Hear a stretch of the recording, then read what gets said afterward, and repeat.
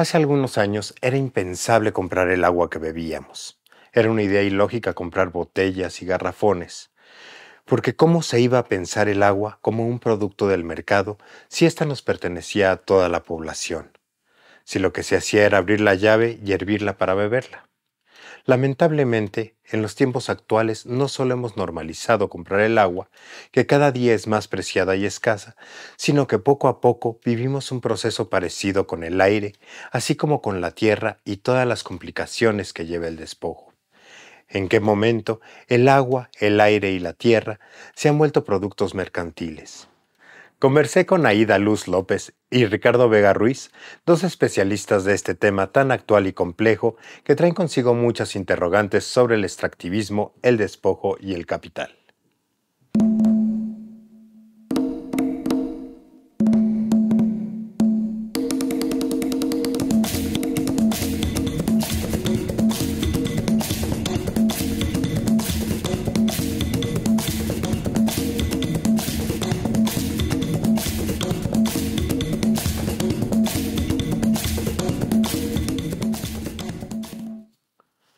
Nos encontramos en un momento en el que presenciamos muchos conflictos socioambientales que surgen por la desigualdad que existe por los bienes de la naturaleza y los efectos nocivos de la degradación ambiental. El Estado tiene un papel fundamental en la gestión y el control de estos conflictos, ya que muchas veces permite que se realicen megaproyectos. Pero, ¿qué es un megaproyecto? ¿Cuáles son los recursos naturales estratégicos de nuestra región? ¿Y cómo es que las Fuerzas Armadas llegan a controlar estos territorios para la protección de estos recursos? Estamos viviendo un mundo en donde hay naciones emergentes, se está haciendo una reconfiguración geopolítica a nivel global con la emergencia de los BRICS. ¿Qué implica esta multipolaridad en el comercio y en la disputa por los mercados en el mundo? Bueno, implica una serie de procesos que se están traduciendo en una mucho mayor presión sobre los llamados recursos naturales, ¿no? O lo que desde la ecología política llamamos los bienes de la naturaleza. Es decir, este incremento en la producción de bienes de consumo, que es el fundamento, digamos, del capitalismo, lo que está generando es una mayor dinámica, una expansión de las fronteras de la extracción de recursos en todas las geografías del planeta prácticamente. Cuando hablas de extracción de recursos, ¿a qué nos referimos? Porque, bueno, puede haber, hay diferentes conceptos como extracción, despojo. ¿Qué implica el aumento de este extractivismo? Bueno, implica que se ha apostado, digamos, en la dinámica del desarrollo, pero que tiene que ver también con los procesos de acumulación de capital, por un incremento en la producción, de distribución y consumo de bienes materiales, ¿no? A principios, por poner algunos datos, ¿no? En los años 70, la población mundial de seres humanos estaba alrededor de los 4.000 millones de personas. De los años 70 al 2020, o sea, la actualidad, esta población se ha duplicado, es decir, ya estamos en los 8.000 millones de personas, pero la extracción de materiales se ha cuadruplicado. Es decir, se extrae muchísimo más, ¿no? Materiales de todo tipo de los que se necesitan o de los que se requieren para satisfacer las necesidades de la vida humana, ¿no? En términos de, digamos, ambientales y biológicos, ¿no? Esto genera múltiples dinámicas de ocupación territorial, de extracción de energía, de material, de todo tipo, y está generando una dinámica de expansión sobre aquellos territorios que antes no habían sido tan trastocados por esa dinámica, ¿no? ¿Cuál es la necesidad del capital de extraer mucho más de lo que necesita para la producción? Pues aumentar su tasa de ganancia, ¿no? O sea, generar, no es que necesite más para la producción, es lo que necesita mayor producción para generar una mayor tasa de ganancia. Entonces tenemos un altísimo nivel de consumo de bienes suntuarios que actualmente se están continuamente reponiendo, ¿no? O renovando, generando esta extracción de recursos y también al mismo tiempo una disposición de residuos, ¿no? Porque no solamente tenemos que ver la parte de los recursos, sino también la parte de los residuos. Entonces, esto también está generando problemáticas. ¿Cuál es la disposición final de todos los artículos de consumo que tenemos actualmente, cuya vida útil es de un poco tiempo, ¿no? O sea, y que al final se desecha? Entonces, el problema de esta dinámica de la economía industrial es que no tenemos la posibilidad de reintegrar en el sistema económico todos los residuos que se generan. Y entonces se genera una extracción continua y en aumento, ¿no? de materiales para mantener esta dinámica económica. O sea, con el objetivo de tener mayores ganancias, se producen, digamos que más cosas de las que la humanidad requiere para su funcionamiento. Exactamente, ¿no? Es algo que, se ha documentado en muchísimos aspectos, ¿no? Desde los dispositivos electrónicos hasta la ropa.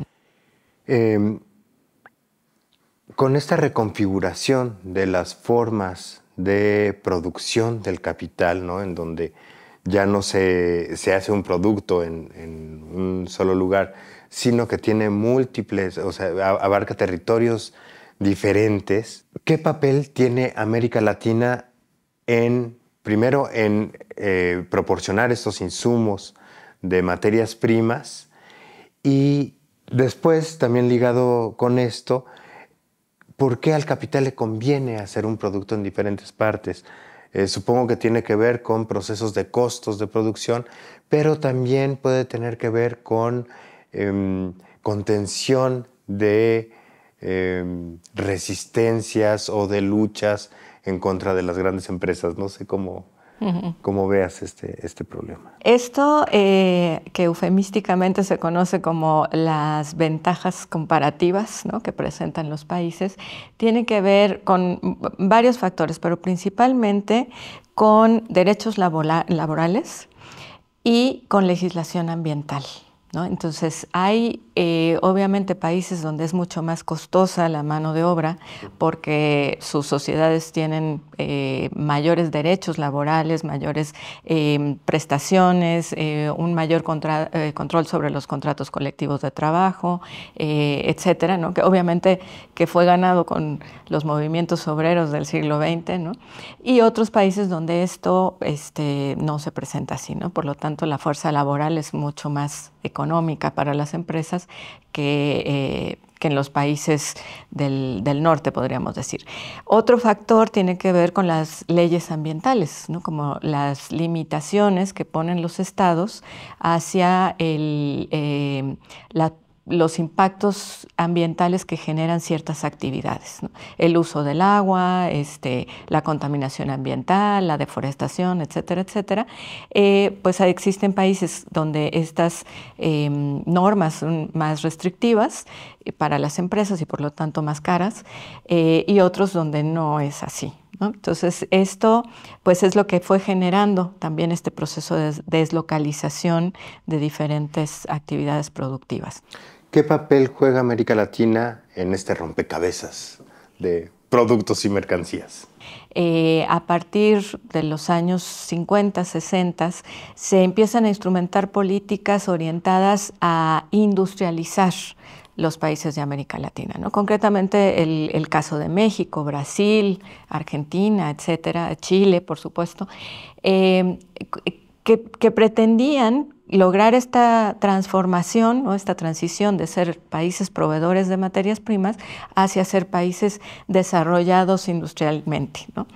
Esto en algunos casos se ha logrado, sí, en el caso de México, por ejemplo, ¿no? Ya, digamos, una de las principales actividades productivas es la industria manufacturera, que le llamamos, ¿no? La industria que no son solamente, exacto, que no es solamente las materias primas, ¿no? Sin embargo, digamos, sigue habiendo una distancia, ¿no?, grande respecto a las principales economías del mundo, ¿no? Aunque, bueno, México y Brasil ahora forman parte de las principales economías del mundo, pero en el resto de la región sigue habiendo una condición, digamos, de retraso en términos de la industrialización y se sigue proveyendo de materias primas, ¿no? Sobre todo en esta nueva etapa, digamos, en la que empiezan a adquirir importancia ciertos recursos que antes no estaban, digamos, en el radar, ¿no? Y ciertas tecnologías, como en el caso de la minería, que permiten volver a extraer algunos minerales con otras técnicas en lugares donde se pensaba que ya estaba agotado, ¿no?, el mineral. Claro que con un muchísimo mayor impacto en términos ambientales, ¿no? En esta reconfiguración de cómo se van conformando los procesos productivos, esto que hablas del cambio de una región principalmente exportadora de materias primas a una región en donde empiezan a darse estos procesos de industrialización. Tenemos desde el 2001 el Plan Puebla-Panamá como proyecto, de hecho que empieza en el México 2000, ¿no? Y después Plan Colombia, en fin, ha tenido como muchas intenciones de echarse a andar, y es finalmente en este sexenio en donde se empieza a concretar de forma más evidente lo que venía tratando de implementarse desde el Plan Puebla-Panamá. ¿Qué repercusiones tiene actualmente y cuál es el objetivo de esta nueva forma de implementar estos megaproyectos? Uh-huh. Bueno, el Plan Puebla-Panamá, efectivamente, cuando se plantea por allá por los años 2000, tiene que ver con la, digamos, recuperación de una cierta hegemonía, o mejor dicho, de una hegemonía geopolítica de Estados Unidos, ¿no?, frente al crecimiento de China, frente a la expansión, ¿no?, económica de la cuenca del Pacífico. Se piensa en una suerte de integración más concreta, ¿no?, de territorios de América Latina y específicamente de la región que se comprende de Mesoamérica, ¿no? Es la mitad de México a partir de Puebla hasta Panamá, ¿no? Todo esto, ¿por qué? Pues porque es una región de una alta riqueza de biodiversidad, ¿no? O sea, y de fuentes de agua también y de mano de obra, ¿no?, de población, en la mayor parte de ella en condiciones precarias de vida, que podría vincularse a la producción industrial de aquellos insumos que sean necesarios para alimentar las cadenas productivas de las empresas, sobre todo de Norteamérica, ¿no? Entonces, esto no solamente, así como se planteó en ese momento, implicaba el aprovechamiento de los recursos naturales, sino una serie de emprendimientos que ligaran, ¿no?, estas actividades económicas. Esto tuvo muchísima resistencia, ¿no? En su momento, diferentes organizaciones, diferentes movimientos sociales estuvieron conteniendo este proceso, ¿no? Después del planteamiento que se hizo en el sexenio de Fox del Plan Puebla-Panamá, durante el sexenio de Calderón se consideró el Plan Mesoamérica. En el sexenio de Peña Nieto se implementaron las zonas económicas especiales, principalmente en la región del Istmo y el sureste de México, aunque también otras en el norte. Sin embargo, ninguna realmente pudo terminar de concretarse, ¿no? Es hasta este sexenio que vemos cómo los grandes megaproyectos como el Plan Puebla, el Tren Maya y el corredor interoceánico del Istmo de Tehuantepec, que ese es su nombre oficial, van a concretar esta digamos, proyecto que se tenía desde principios del siglo, ¿no? Y que van a tener varias funciones.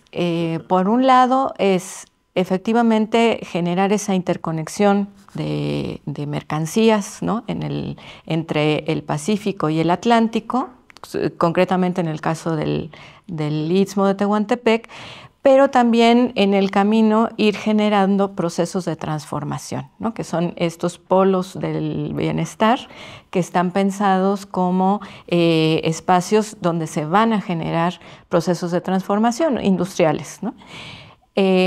Aparte de la función que tendrá, también se plantea como un muro de contención de los flujos migratorios, ¿no? O sea, lo que hemos vivido en las últimas 2 décadas es esta intensificación del flujo migratorio, principalmente de Centroamérica hacia Estados Unidos, atravesando por México, ¿no? Y sobre todo también de la posibilidad de hacer uso de la biodiversidad, ¿no? O sea, no debemos dejar de lado que la diversidad biológica también se ha integrado a las cadenas de mercancías por todo el potencial que tiene, ¿no? Para la industria farmacéutica, cosmética, etcétera, etcétera.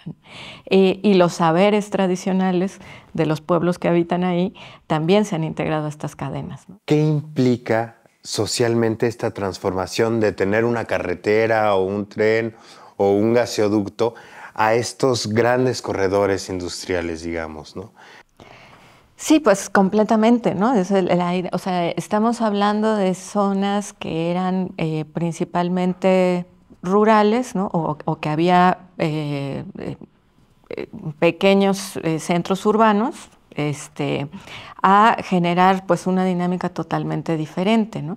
De ocupación territorial, con todo lo que implica en términos de impacto también ambiental y social la instalación de la industria, ¿no? Cómo cambia no solamente los territorios, obviamente la disminución de la biodiversidad, sino también cómo cambian las formas de vida de la población y las culturas, ¿no? Es decir, ¿qué impacto va a tener esto en estos territorios donde habitan pues los pueblos originarios, que además son pues los últimos, ¿no? Pueblos originarios que quedan en este país? ¿Cómo se reconfigura las formas de habitar el territorio? ¿Qué implica también el paso de ser campesino, dueño de la tierra, ¿no? De tener una cierta autonomía en términos de poder producir tus alimentos, etcétera, a convertirte en obrero, ¿no? En una persona que va a prestar servicios a las diferentes industrias que van a hacer. Es decir, es un impacto muy grande que desde la ecología política lo vemos también cómo esto continúa agudizando todos aquellos procesos que han generado la crisis ambiental, ¿no? Es decir, aunque ahora ya se habla casi como un eufemismo de desarrollo sustentable y de proyectos sustentables, etcétera, lo que estamos viendo es que cada vez más se intensifican aquellas actividades justamente que están causando la crisis, ¿no?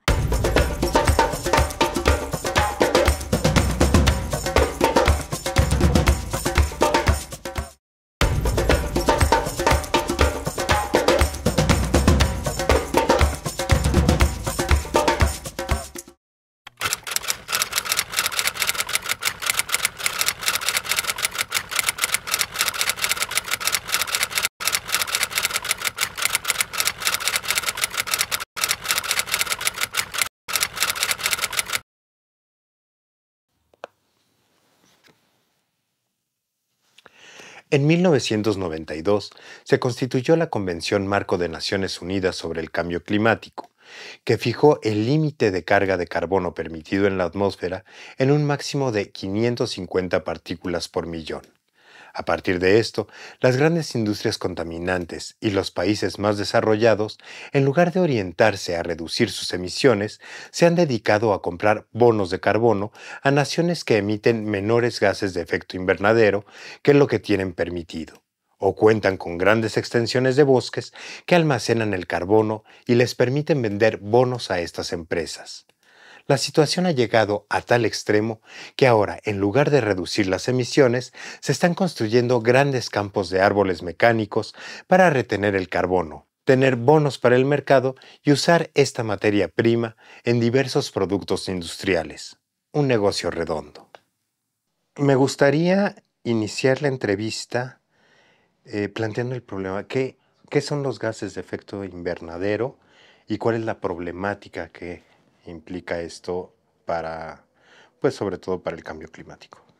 Sí, quizá, sí, arriesgo un poco quizá de exagerar, pero sí se puede plantear que uno de los principales problemas que enfrenta la humanidad en la actualidad es el problema del cambio climático, ¿no? Incluso podemos pensar en, si queremos tener un parámetro de cómo medir un problema a gran escala, podemos ver que la Convención Marco de Naciones Unidas, que es la convención que agrupó a todos los países a nivel internacional, se encarga precisamente de tener una comisión específica para atender el problema del cambio climático. Sobre eso, digamos, hay que tener presente entonces que es uno de los principales problemas que enfrenta la humanidad actualmente. Este problema no es un problema en realidad tan viejo, en realidad desde finales del siglo XX, nosotros que somos de los 80 por ahí, podemos pensar que el cambio climático es algo que siempre ha estado presente en la historia de la humanidad, pero en realidad no. Es un problema bastante contemporáneo. A finales de los 80 se consideró que el cambio climático era un problema de escala internacional y una de las principales prioridades de la agenda internacional. Pero en realidad, digamos, ese problema ya había sido anunciado por la ciencia desde principios del siglo XX. Será hasta 1970, 80, en donde se empiezan a dar evidencias científicas de que en realidad sí existía un cambio climático producido por el hombre, ¿no? Que aquí es un elemento importante porque en realidad en la historia del planeta Tierra han existido otros cambios climáticos, pero en este caso específico es un cambio climático producido por el hombre, o como se dice, antropogénico, ¿no? Y bueno, aquí entra todo el tema de cómo concibes el cambio climático, cómo se concibe. Aunque esto es una disputa todavía al interior de la ciencia, el consenso científico asegura que la cantidad de gases de efecto invernadero es la que produce el cambio climático. Principalmente dentro de los diferentes gases hay varios gases, el metano, los fluorocarbonos, pero el principal gas de efecto invernadero que produce el cambio climático es el dióxido de carbono.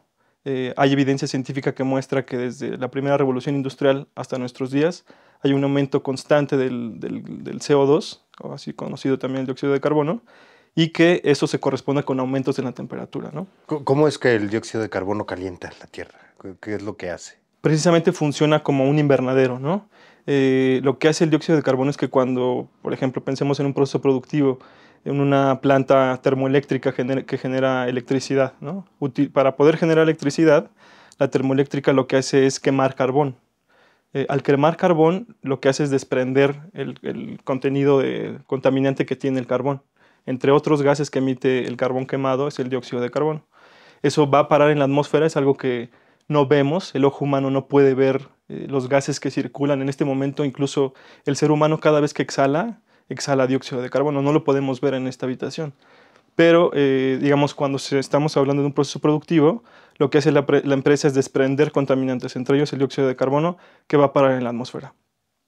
Una vez en la atmósfera, el dióxido de carbono se queda contenido en esa capa, esfera de gases, eso es la atmósfera, es una esfera de gases que cubre el planeta, y esa esfera impide que los rayos de luz que llegan a la Tierra y rebotan salga, ¿no? Entonces se produce como un invernadero, como algo que atrapa el calor que llega del sol y ya no lo permite, no permite que se escape, ¿no? Eso lo que hace es aumentar la temperatura promedio del planeta y pues genera muchos problemas, ¿no? Puede ser desde pérdida de biodiversidad, desde aumentos en la temperatura del planeta, aumentos en los niveles del mar, ¿no? La desaparición de islas, etcétera. Muchos problemas ecológicos, ¿no? Pero digamos, eso es todo un debate sobre si realmente el cambio climático es únicamente debido a la concentración de gases de efecto invernadero. Eso es todo un debate, pero el consenso científico asegura que sí. De menos sí es muy importante. Es muy importante, para el calentamiento, ¿no? Así es. Es casi impensable que es así como se ocupó el agua para la venta, el aire también se pueda ocupar de esta forma. En tu investigación justamente estás viendo este tipo de problemáticas. ¿Qué es lo que está sucediendo con el aire? ¿Cómo se está privatizando este recurso? Sí, más que el aire, digamos, ahí más que el aire, para dar el salto de por qué el cambio climático se convierte en un problema también de mercado, hay que pensar en algo que quizá nos es muy difícil por la forma en que pensamos el cambio climático, ¿no? En general todos, o sea, todos nosotros que nos fuimos formados desde los 80 para acá, tenemos una idea como muy positiva de la lucha contra el cambio climático, ¿no? Todos decimos, incluso quien osa decir algo en contra del cambio climático, automáticamente se pone la bandera del negacionismo, ¿no? Pues, tú eres un negacionista de derecha, ¿no? Pero en realidad lo que la gente hace para combatir el cambio climático, que puedes pensar en una persona, en una, no sé, en alguien que recicla en su casa, piensa que está haciendo algo en favor del planeta y luchando contra el cambio climático. Y eso es cierto, pero más allá de las acciones individuales, a nivel institucional y a nivel estatal, la solución que goza de mayor impulso y mayor primacía no es el reciclaje, no es detener la quema de combustibles fósiles. La solución que han establecido los estados y que está firmado en un protocolo a nivel internacional, que es el protocolo de Kioto, es el establecimiento de un mercado para combatir el cambio climático, ¿no? Que es lo que no se sabe. O sea, todo el mundo habla del cambio climático, pero nadie habla de que detrás de la lucha del cambio climático, en realidad la apuesta de los estados, y desafortunadamente ya encontramos estados de izquierda, de derecha, gobiernos progresistas, de todas las banderas políticas, están apostándole a la creación de un mercado. Y uno podría preguntarse, ¿cómo es que van a luchar contra el cambio climático con un mercado, ¿no? Eso parece algo difícil de creer, ¿no? Pero es así. ¿A qué te refieres con un mercado? Exacto, sí, ahí es como, esa es digamos, la forma difícil de entender, ¿no? Porque se crea un mercado porque en realidad el problema de la contaminación, cuando hablamos del cambio climático estamos hablando de un problema de contaminación y específicamente de un tipo de contaminación. Es contaminación atmosférica. Hay muchos otros tipos de contaminación.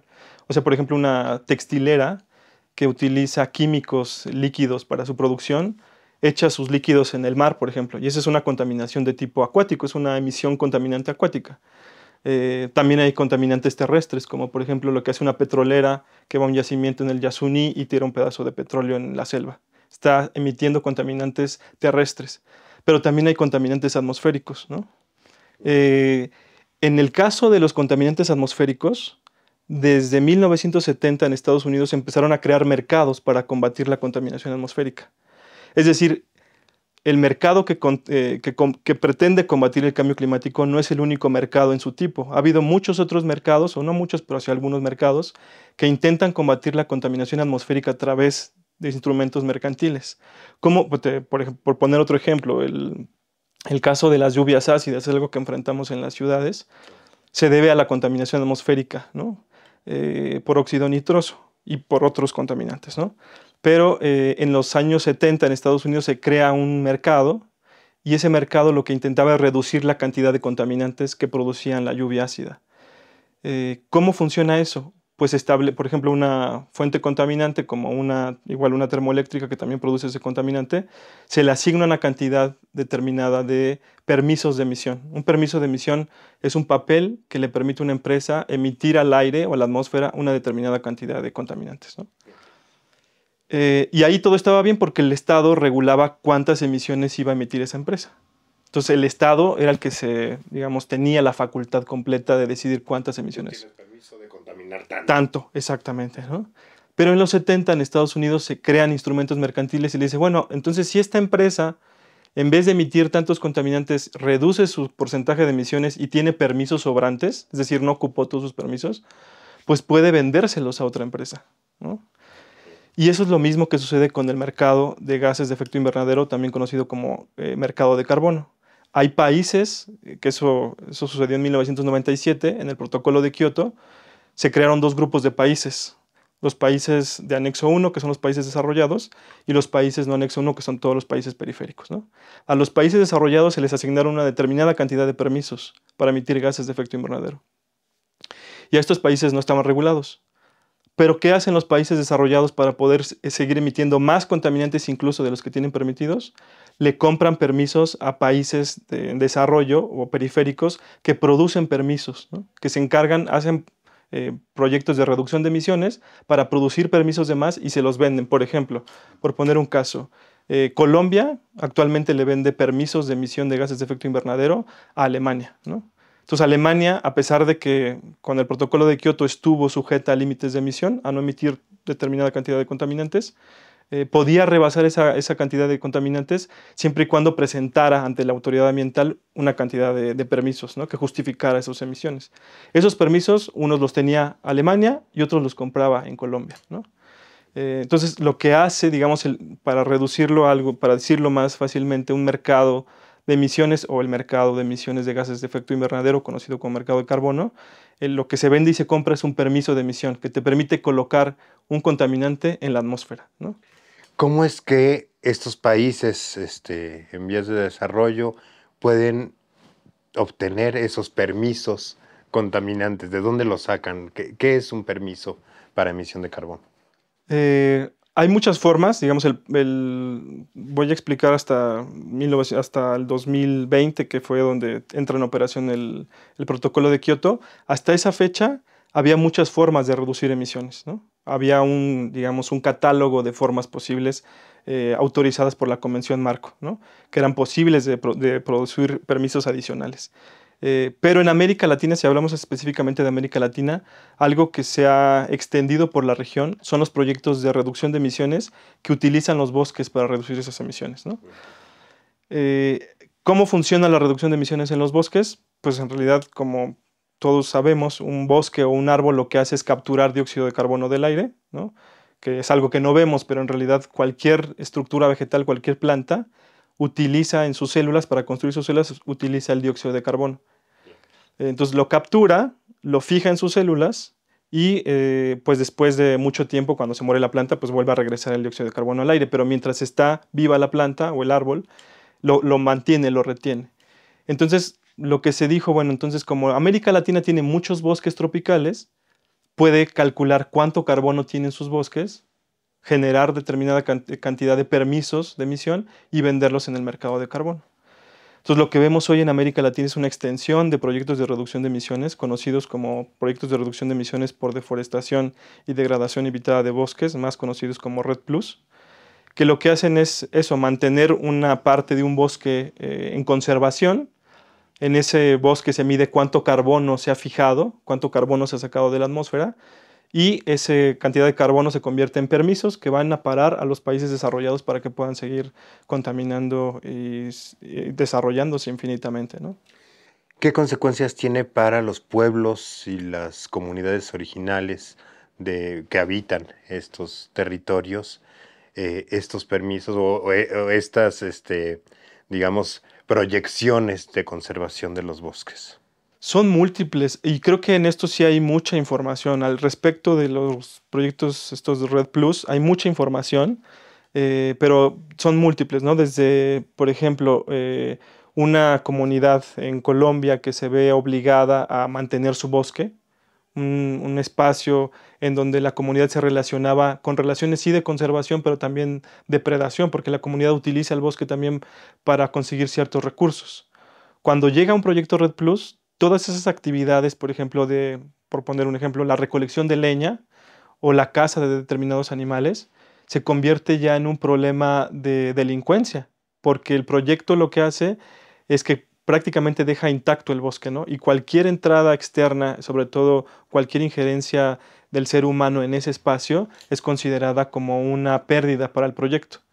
Entonces también hay un proceso de desposesión de las comunidades. A las comunidades aunque la comunidad puede tener incluso el control del bosque, pero no lo puede utilizar, lo tiene ahí, pero lo tiene que dejar intacto, ¿no? Entonces hay pérdida, claro, del espacio territorial, hay pérdida de los recursos al interior del bosque y en algunos casos incluso hay migraciones obligadas porque la comunidad no puede ya estar viviendo ahí, se ve obligada a migrar, ¿no?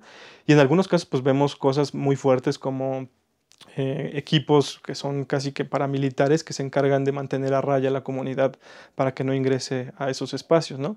También es cierto que existen algunos proyectos que intentan tener una visión como más comunitaria, ¿no?, como más progresista, eso también existe, pero es en menor medida. En realidad, la mayor parte de los proyectos REDD+ tienen esta visión más de mantener a la comunidad siempre al margen de sus recursos. Y además esto es por mucho tiempo, porque como los gases de efecto invernadero permanecen todavía, incluso hay un debate en la ciencia si permanecen 10 años o 100 años determinados gases o más, pues el bosque tiene que estar intacto pues, durante todo ese tiempo. Y hay veces que son generaciones que se ven privadas de tener acceso a sus recursos. Ya son como proyecciones tipo la bolsa de Exacto. valores. En este sentido, me entra una duda. Si tú tienes un bosque que quieres conservar en 100 años, entonces te dan, digamos, tu bono de carbono por reducción de contaminantes, pero como es a largo plazo, entonces no es que te den cada año tus bonos, Así sino es. que se hace, digamos, este bosque tiene tantos bonos durante 100 años, algo Así así. es, así es. Si no es como que tú puedas vender doble vez, o sea, tú le vendes hoy a una empresa tus 100 permisos y después el otro año se los vendes a otra. Dependiendo qué tipo de gas esté reduciendo la empresa, es la cantidad de tiempo que tiene que estar ese bosque conservado, ¿no? En este momento, la mayor parte de los proyectos Red Plus son a 20 años, ¿no? Están todavía en una fase, la mayoría de ellos en piloto. Pero sí es mucho tiempo, es casi una generación, por lo menos hasta ahora, la que permanece al margen de esos recursos, ¿no? Y pues ha habido también, o sea, hasta denuncias en propio Colombia, donde se dice que la comunidad ni siquiera sabía que había un proyecto ahí, que llega un momento en donde les impiden hacer determinadas actividades porque ni siquiera los consultaron, ¿no? Cuando son, se supone, iniciativas que son impulsadas por la propia ONU, ¿no? Que se supone que tiene un montón de mecanismos de salvaguardas para que no pasen ese tipo de cosas, pero ha habido casos en donde ya están operando los proyectos y ni siquiera la comunidad sabe que existían, ¿no? Ni siquiera se les fue a consultar, ¿no? Ricardo, ¿qué tan efectivos son estos proyectos para la reducción real de los contaminantes en la atmósfera? Ese es todo un debate en las ciencias forestales y ambientales, ¿no? Es todo un debate de si se puede, porque imagínate, uno piensa en, por ejemplo, una empresa como Volkswagen en Alemania, ¿no? Volkswagen en Alemania emite contaminantes allá en Alemania y dice y se dice, eso dice el consenso científico, que un proyecto de reducción de emisiones en Colombia va a compensar las emisiones que están allá, ¿no? Entonces es todo un debate si realmente esas emisiones que se emitieron allá lejos de aquí pueden ser compensadas por un proyecto acá, ¿no? Pero se acepta, en el debate científico esto se acepta, ¿no? Hay un cierto consenso que dice sí es posible, ¿no? Hay muchas limitantes porque también lo que se sabe es que para poder compensar la cantidad de contaminantes que emiten los países desarrollados, sería necesaria pues 2 veces la cantidad de superficie de tierra existente. Teníamos que convertir todas las ciudades en bosques para poder compensarla, ¿no? Eso en el supuesto caso de que sí funcionaran los bosques para eso. Entonces, hay todo un debate, ¿no? Digamos, hay que decir que eso es solamente una forma, es un tipo de proyectos. Hay muchos otros tipos de proyectos de reducción de emisiones. Durante las 2 primeras décadas del siglo XXI, estos proyectos Red Plus fueron una apuesta aquí en la región. Pero ahora los países desarrollados han intentado buscar otras maneras más tecnológicas de reducir emisiones sin estarle pidiendo permiso a las comunidades, sin estar teniendo estos problemas, ¿no? Como por ejemplo la tecnología de captura y almacenamiento de carbono. Y lo que hicieron fueron réplicas de los árboles, hicieron árboles mecánicos, ¿no? Que es, digamos, una torre metálica en donde pasa el aire, hay un filtro químico, el filtro químico captura el CO2 del aire, extrae el carbono y deja el oxígeno circulando por la atmósfera, ¿no? Así funcionó durante algunos años estos proyectos piloto de árboles mecánicos, pero después se preguntaron, bueno, ¿y qué hacemos con el carbono capturado en el filtro, no? Pues al final esa contaminación que va a parar al filtro también se transformaba en una contaminación, porque ¿dónde vas a meter ese carbono? Pero lo que hicieron fue establecer procesos productivos en donde el carbono capturado en estos filtros también funciona como una materia prima para otros procesos productivos, ¿no?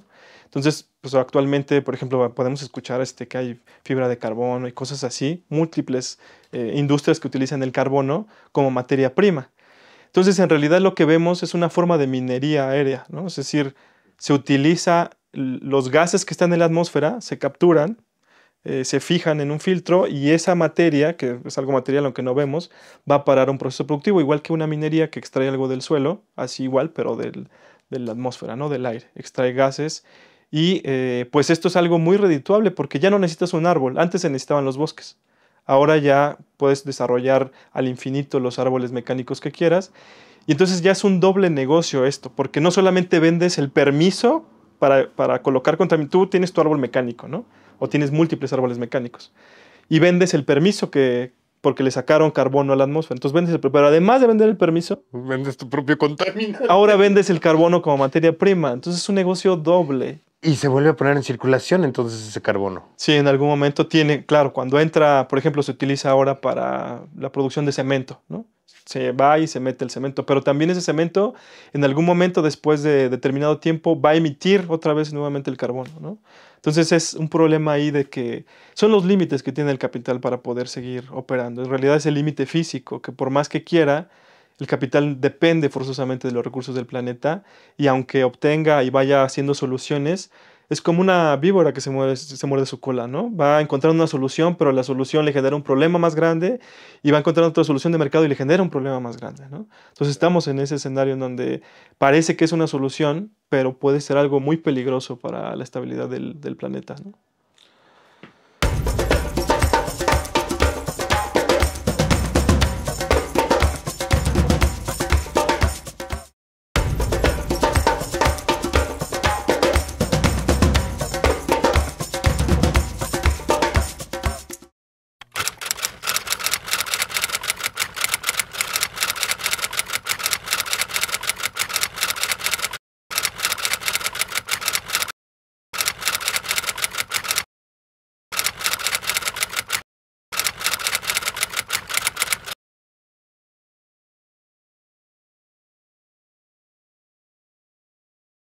El Atlas Global de Justicia Ambiental muestra en la actualidad más de 4.000 conflictos activos de este tipo en el mundo, el 25% en América Latina. La organización Global Witness contabiliza 196 personas defensoras del medio ambiente asesinadas durante el 2023, aunque estima que esta cifra es mucho mayor. De estas, el 43% son indígenas. La región con más personas asesinadas, una vez más, es América Latina.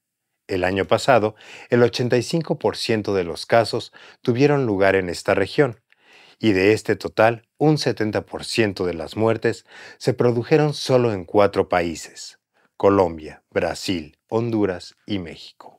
O sea, el capitalismo siempre ha generado condiciones que ponen en riesgo su propia reproducción. Exactamente, ¿no? Entonces, bueno, ahora estamos en otra etapa, ¿no?, de ese momento. Justamente cuando se ponen entran en crisis estas condiciones, pues lo que hace es expandirse hacia otras fronteras, ¿no? Le llamamos en ecología política la expansión de las fronteras de la extracción, ¿no?, y del despojo. ¿Por qué? ¿Qué es lo que se está despojando en este proceso, ¿no? Bueno, pues aquellas culturas y aquellas formas de vida que habían logrado mantener un cierto equilibrio entre su sobrevivencia y los ecosistemas que habitan, ¿no? Entendiéndose no como ajenos al ecosistema, sino como parte de eso, ¿no? Y ahí están las cosmovisiones de estos pueblos originarios que asumen lo humano como parte de la existencia, ¿no? Hacen esa separación que hizo la modernidad occidental, ¿no?, de los seres humanos, aparte de la naturaleza, ¿no?, sino que estas cosmovisiones lo integran y habían mantenido una dinámica que permitía ese mantenimiento de la vida. Entonces, transformar a campesinos pobres en obreros de la construcción o servidores de la industria turística o etcétera, no solamente está cambiando su forma de vivir, sino también está desapareciendo todos aquellos saberes, conocimientos y formas de habitar la naturaleza y el mundo que ellos habían tenido hasta este momento. Esta idea de que el trabajo agrícola, ¿no?, campesino, tiene un valor menor que el trabajo que una persona que trabaja en una oficina, es una construcción social y cultural, ¿no? Porque ¿a qué es a lo que le estamos dando valor? O sea, ¿qué es lo que la sociedad no les estamos devolviendo, ¿no?, para que ellos no tengan acceso suficiente a la educación, a la salud, a resolver sus necesidades básicas? haciendo lo que hacen, ¿no? Es algo que las sociedades deberíamos estarles retribuyendo, no etiquetando de pobres y entonces ahora, como tú eres pobre aquí, entonces te tienes que volver empleado de, de la industria hotelera, por ejemplo, ¿no?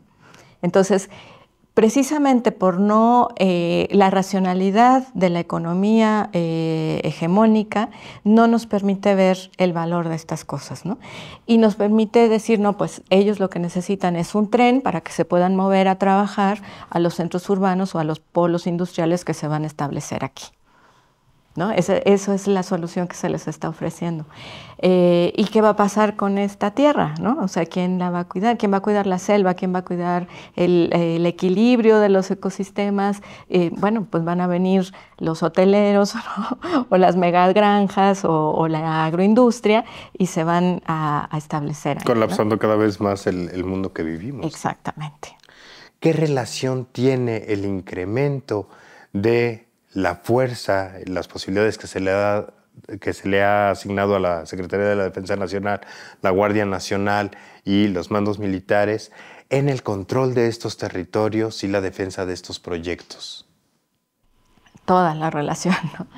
Justamente lo que había impedido la implementación plena del Plan Puebla-Panamá en el año 2000 y los años siguientes, fue justamente esta emergencia de movimientos y de conflictividad social, ¿no?